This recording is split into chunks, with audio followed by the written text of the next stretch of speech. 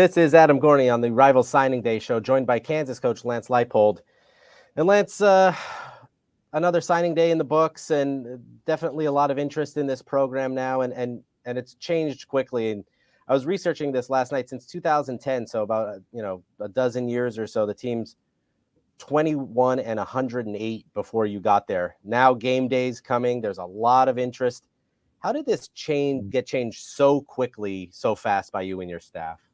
Well, first of all, Adam, it's good to be with you. Appreciate the opportunity. I think it has to go right back to the players and really their willingness to accept change. Unfortunately, they had gone through a lot of it in this program, whether it be through position coaches or head coaches. But once they, had a chance to see the new structure, I guess, and how we were going about it, there was great buy-in, and they've accepted the challenge each and every day.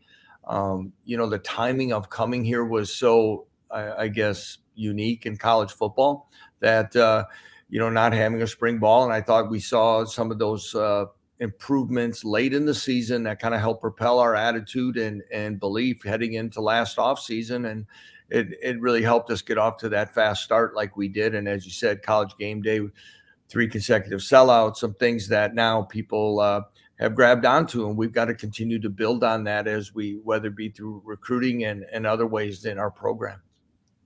Seeing football excitement in Lawrence again, what does that mean to you, and just to have it available again? Bill Self has had his run. He's that's fine.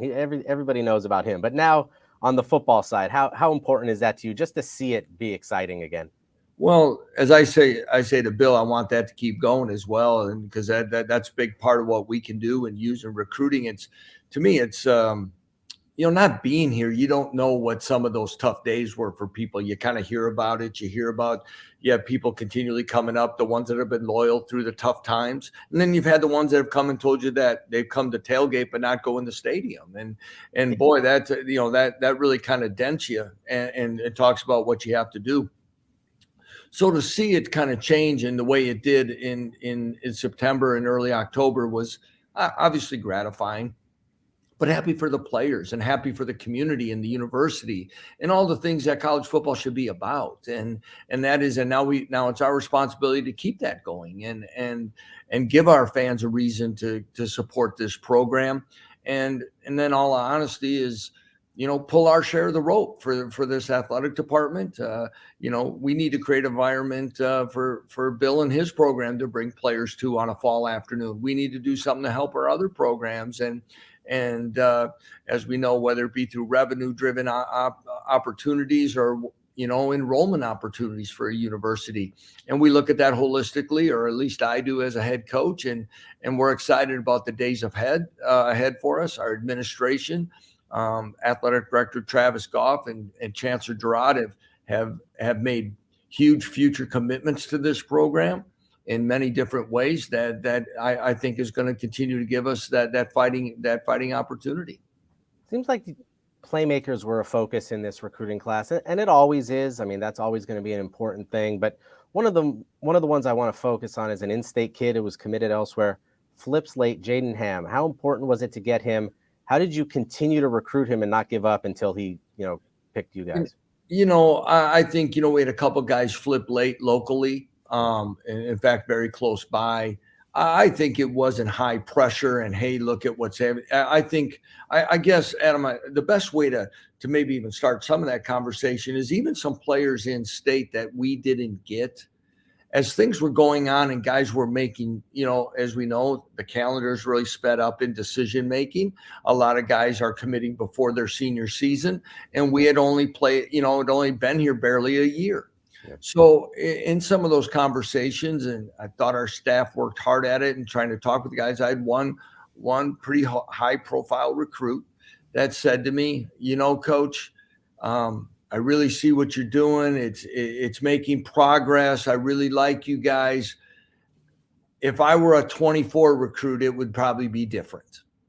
And it's, you're close. Yeah, you kind of did something, but you haven't. And of course that happens. So I think when it goes to Jaden and even Kelvin Clements right here in Lawrence, they probably had some of those same feelings. And as things started to go and things were starting to change, and they're looking at the opportunities of maybe other things, and things were maybe a little closer.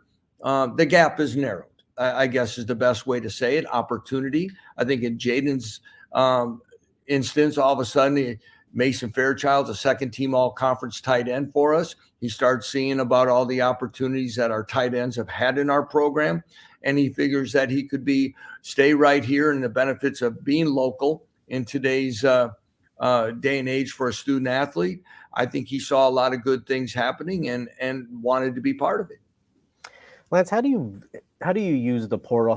What's your philosophy on it? Obviously some big additions can be made there. Is it something that can kind of transform a roster quickly? Do you want to piecemeal it together with the high school recruiting? How do you kind of see this and moving forward? I think for us, first of all, yes. I mean, we're active in it. I think it's part of today's football, of course, and we're going to be players in it, and for many reasons. I think right now, the one part of the portal I've enjoyed, maybe it's based on our approach and personalities or whatever it may be, is the portal player many times has a lot different lens that he's looking through the second time around.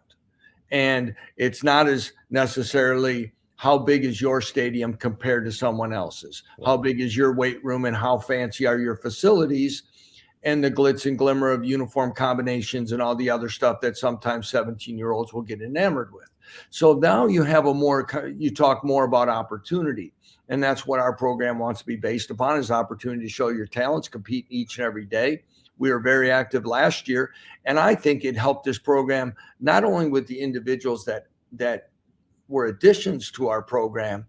It created more competition that was lacking daily within it. And what it did was some of the guys that were in this program stepped their game up enough to hang on to playing time or earn it ahead of guys that entered that joined us. So I think it's great holistically. I know it's tough to keep locker room and team continuity a little bit more than it was, and the team concept, but I think it'll have a part of, and for us, again, as we've transitioned some, whether it be offensive philosophy or defensive scheme, the portal allows you to get older players without having, to play young players. A year ago, we were down in Austin, Texas, and we're fortunate to come away at the win. And I went back, was watching that game this year, and there was a time we had 3 true freshmen on the field, and I don't know if one of them weighed over 170 pounds. And so where we're at, and you're talking about the talent that's on the other sideline, what are we going to do to put our players in a good position? And as we continue to evaluate and develop, we've got to have time for those guys to do that. So holistically, that's part of the reason the portal will always be there for us as well. Great. That is Kansas coach Lance Leipold. Coach, thanks for joining us today. Thank you very much. All right.